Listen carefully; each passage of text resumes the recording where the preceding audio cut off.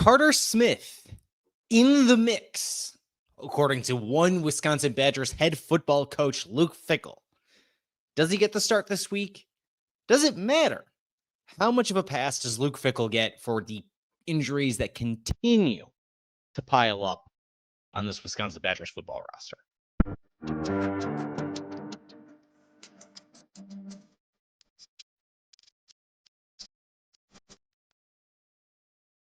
Welcome back to Talkin Badgers, powered by BadgerNotes.com. If you are here live, youtube.com/@TalkinBadgers. Thank you for being here. We got a poll running in the chat. Who should start this week for the Wisconsin Badgers football team at quarterback? If you're listening back on the audio platform, you can find us, youtube.com/@TalkinBadgers. Go there, hit subscribe, hit the bell, and get notified whenever we go live. Whenever we go live, we get the show into your feed. You can find the show on the website formerly known as Twitter @Talkin Badgers. Find me, your host, @Kedrick Stumbris on the same. We are talking Wisconsin Badgers football. We've been talking a little bit of basketball last couple of days, but we're talking football today because Luke Fickell had one of the more interesting press conferences he has had this season. And in it, he talked issues 1, 2, and 3 were the Wisconsin Badgers quarterback situation. The quarterback situation, which was not a lot spoken about the guy who has started the last 4 games. A little bit spoken about the guy who started week 1, and not a lot of guy who took over after that. It was a lot about Carter Smith, the true freshman quarterback for the Wisconsin Badgers, former consensus 4-star recruit, one-time Michigan Wolverine commit, Carter Smith. As Luke Fickell was asked, are they going to make a change at quarterback after what have not been 4 very productive attempts at having a transfer from Southern Illinois, Hunter Simmons, give it a go for him? He's asked, and he said, there's a lot of variables to what we're doing at that position in particular. When asked more specifically about Carter Smith starting there, he said, Carter Smith is in the mix, and went on to say that this past week in a bye week, and I imagine it's made a little bit more complicated by the fact that some of the guys further down the depth chart, given the injury situation, a situation we are going to get into later on in the back half of the show, makes figuring out exactly who you want to make available for some of this bye week practice, some of these bye week live reps, a little bit more complicated. But Luke Fickell went out of his way to say this was not just, the third team offense, third team defense scrimmaging in a bye week. It was a little more active than that for Carter Smith. Said, in a bye week, we got him out there, got some more opportunities for him. And then that's one of those things we'll just have to see. There's a lot of chances for a lot of guys, but Carter is definitely one of them. Definitely one of them for Wisconsin. At a bye week, you get some opportunities to rep younger guys in particular. He was one of them. Smith got more reps than he would in a typical week of practice, even if Carter Smith doesn't start this upcoming weekend. And we'll get into, what that would look like in a moment, because I think what it does is it gives you a little bit more of what you maybe had in Danny O'Neal, and maybe Danny O'Neal is not fully healthy anyway. A guy who has more of a running threat. Hunter Simmons, not really a running threat, and behind this version of the Wisconsin Badgers offensive line, whatever that version may be, it does not inspire a lot of hope for a guy who can't make a little bit happen on the run, especially when your options at running back are increasingly limited on top of that. Now, Danny O'Neal wasn't necessarily a player who's going to, run on his own volition, not on design stuff, and Carter Smith might give you a little bit more of that. But Danny O'Neal could at least take off and scramble, and ultimately, that was probably what led to him being finding himself out of favor for the starting quarterback spot because he took off and ran a little bit too often.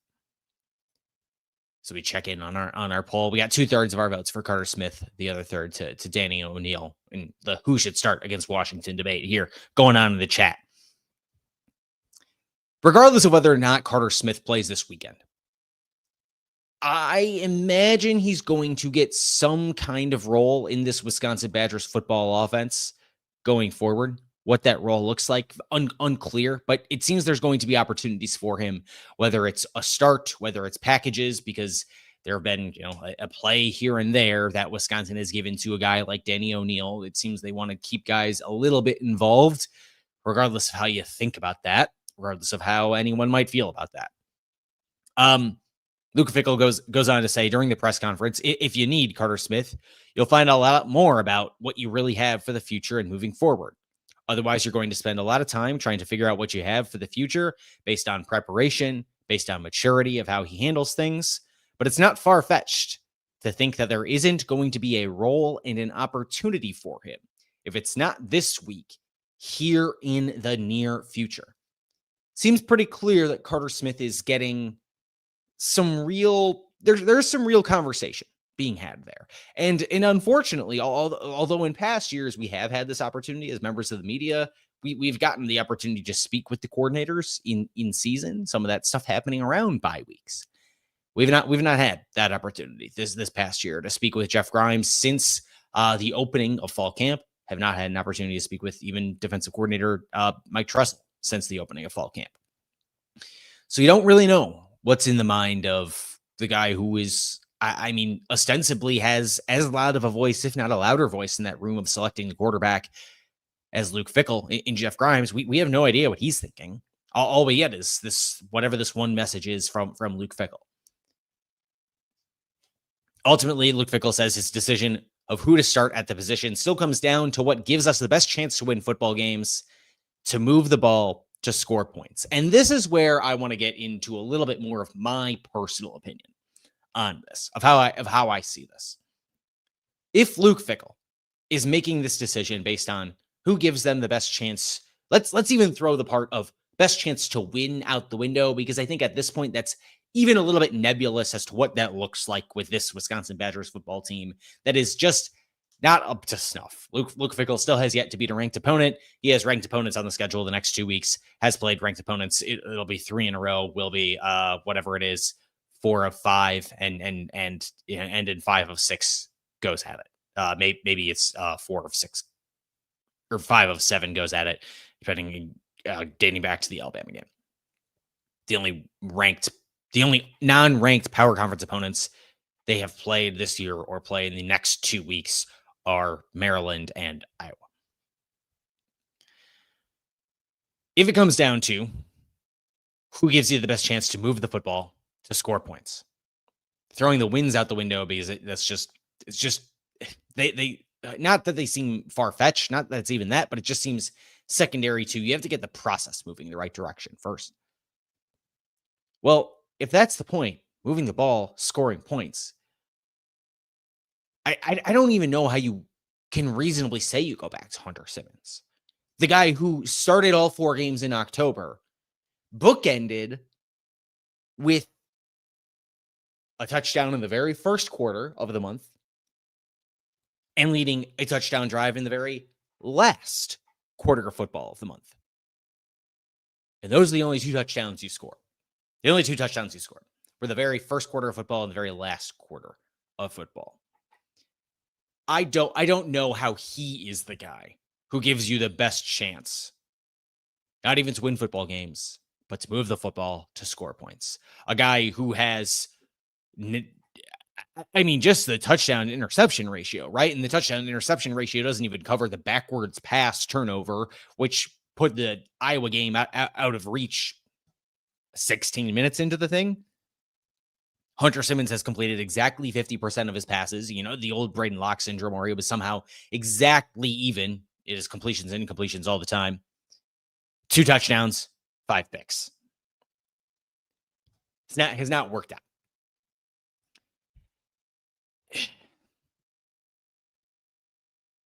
There is some leeway here to, one thing about the quarterback, whoever it is, in the offense, that's just been hard to evaluate at times, Luke Fickell says, and we'll get to that in a moment, but I want to talk about the injury situation overall, because I don't even know if we can reasonably predict who is going to start a quarterback this Saturday or how many reps anybody gets.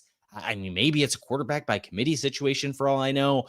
I'm not predicting that, I don't really know what to expect. That's not what I would expect. It seems that they have a tendency to try to go to one guy. Who knows what that would have looked like in the Maryland game, where clearly they tried to get Danny O'Neal involved a little bit early, but they did the same against Michigan, and then he never came back out again.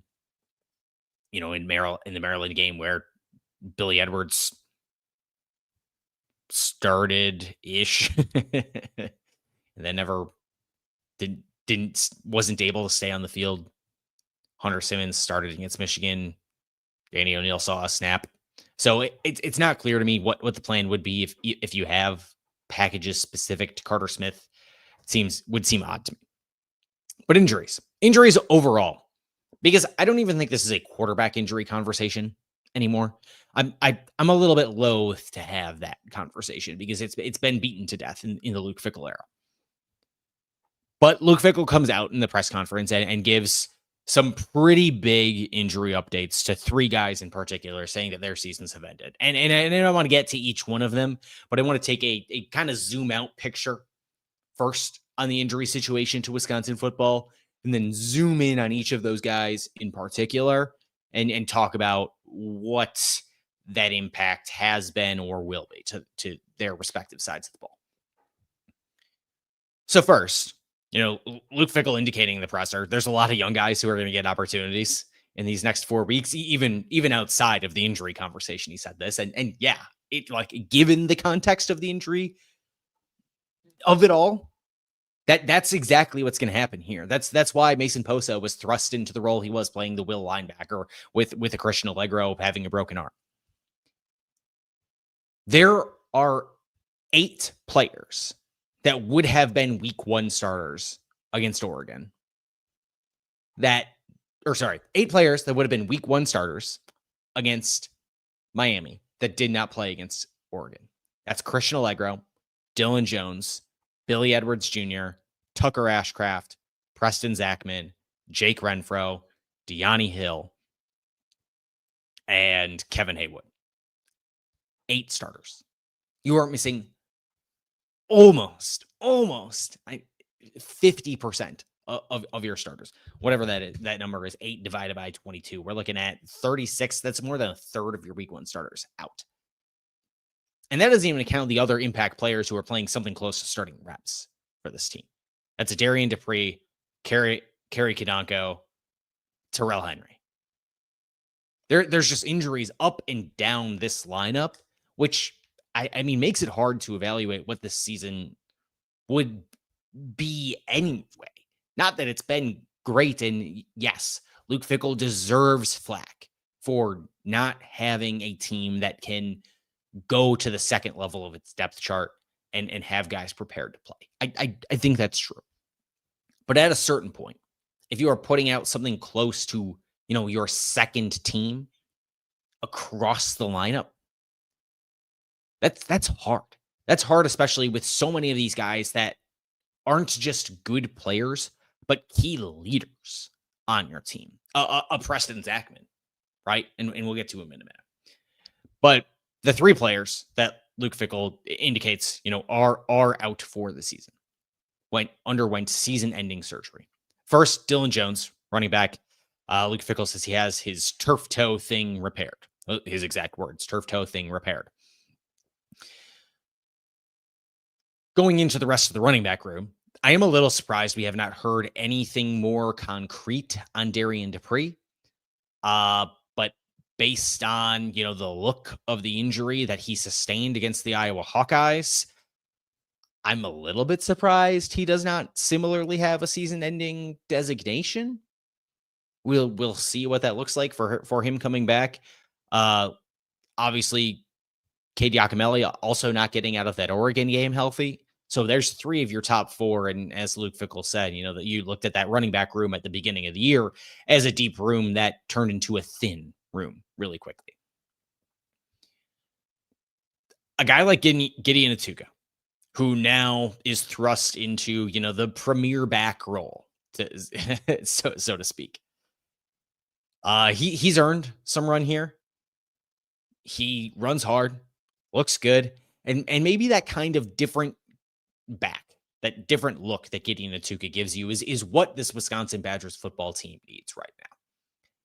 A little more physical than that of the kind of Jones, Dupree, one cut type backs that those guys are running behind this disheveled offensive line. Maybe a Gideon Atuka really does just give this offense a little bit more of a chance to establish the run at this point. And I don't know. I don't know if that's worth anything, but those guys clearly weren't getting the job done behind this line, right? I don't know how much worse it can get. And against Oregon, it looked better with Gideon Atuka. His 85 yards against Oregon were the most by a Wisconsin Badgers leading rusher this season.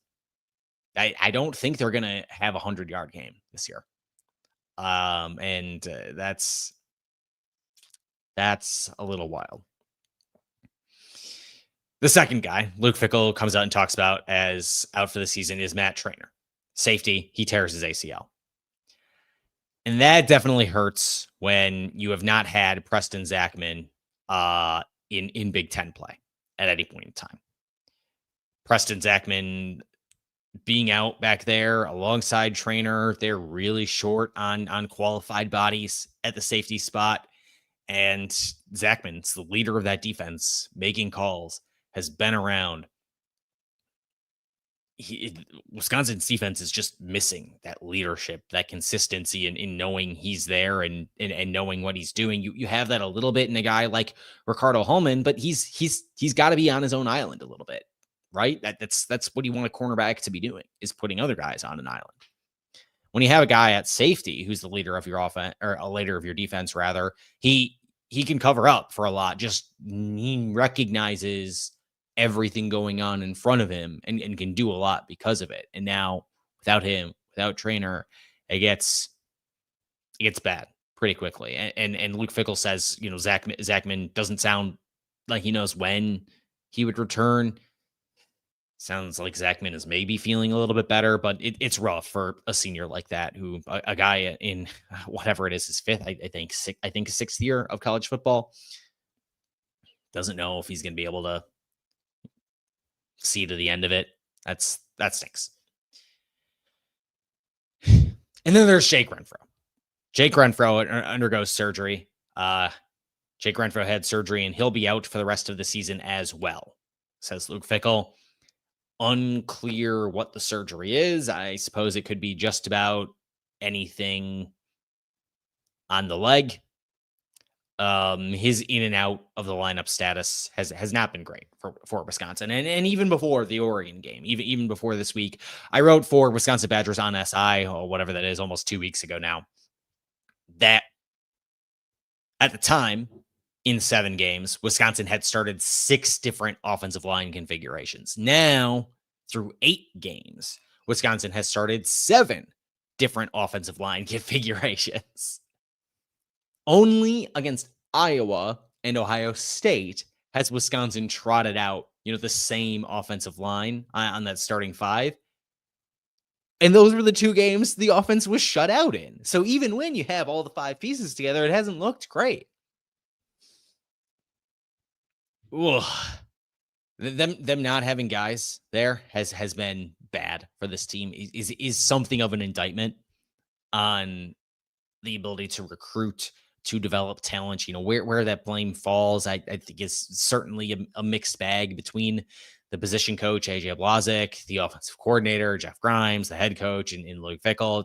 There's probably blame to go around there. I think it's hard to definitively place it.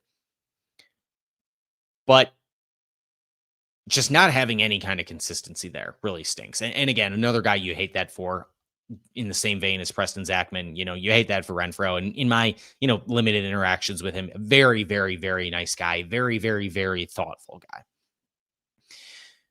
But ultimately, like Luke Fickell said this week, it's hard to evaluate this offense a little bit because there has not been a consistent lineup. As Luke Fickell said, nothing like what they saw in the spring or the fall.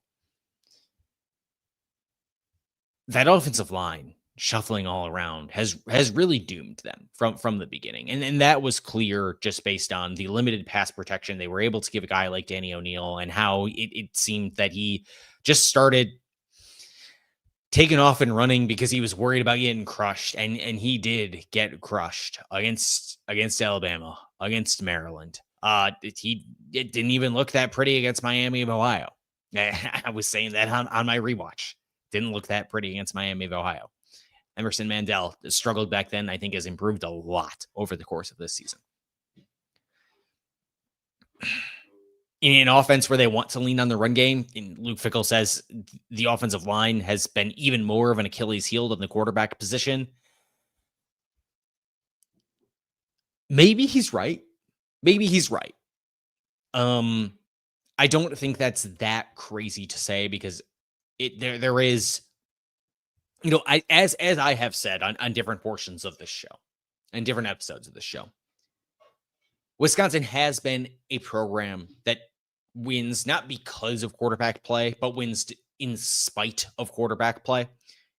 In the decade before Luke Fickell arrived on campus, Wisconsin relied on multiple starts from its backup quarterback in 5 of 10 seasons. With everything else going on around the backup quarterback, it's hard to expect the backup quarterback to have a ton of success. This isn't I excuse Luke Fickell because of the backup quarterback take.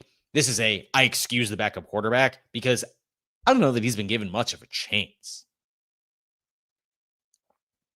It's been rough. An evil Badger saying Wisconsin needs to get back to how Wisconsin was producing winning teams and putting players in the NFL. Yeah, you're not going to hear any difference from me, right? Like these the teams that win in college football, they are chock-a-block full of NFL caliber talent, and Wisconsin is neither winning nor having a ton of guys taken highly in the draft right now. 2 7th-round picks in the 2025 NFL draft. That's Wisconsin's worst draft in quite some time. Whatever it is, I wrote a piece about it when it happened. It hasn't been very successful for them. We'll look and see. I think Wisconsin's probably going to start the same 5 on the starting on the offensive line this upcoming week. I think, unless Kerry Kanonko is back in the lineup. So that'll be. We'll see. I don't know if Kerry Kanonko comes back. I guess I'm not 100% sure. I think that is an offensive line configuration that they would have used at some other point this season, but it would not be back-to-back, obviously. So it would continue the trend of only once this season had they started the same offensive line in back-to-back weeks. We're closing in minute 23, so I got a couple of different things from the presser that I want to touch on, but I think I'll save them for the After Dark show we're planning on hitting tomorrow, sometime around 8:30 or later. That is getting organized right now as well. So we'll hit that. We'll come back. We'll probably try to do a live show after the basketball game on Friday too, and we'll see what it all looks like for a reaction show on Saturday after the Wisconsin Badgers football game inside Camp Randall Stadium at 3:30 p.m. Central against the Washington Huskies. That's my takes there on the quarterback situation, the injury situation. We'll be back very soon. If you want to catch this live in the future, as I noted, we have a poll running. Danny O'Neill, Hunter Simmons, Carter Smith, the 3 options for who should start against Washington from the guys in the chat. And Carter Smith is running away with that one there. 82% of the vote here. We're going to click end on that. If you want to join us in the chat moving forward, youtube.com/@Talkin Badgers. You can also listen to us wherever you listen to your podcasts. Head over to badgernotes.com. I know Dylan has a great column up from the basketball game that wrapped up inside the Kohl Center on Monday night. Until we talk to you all again here very soon tomorrow for After Dark on Wisconsin.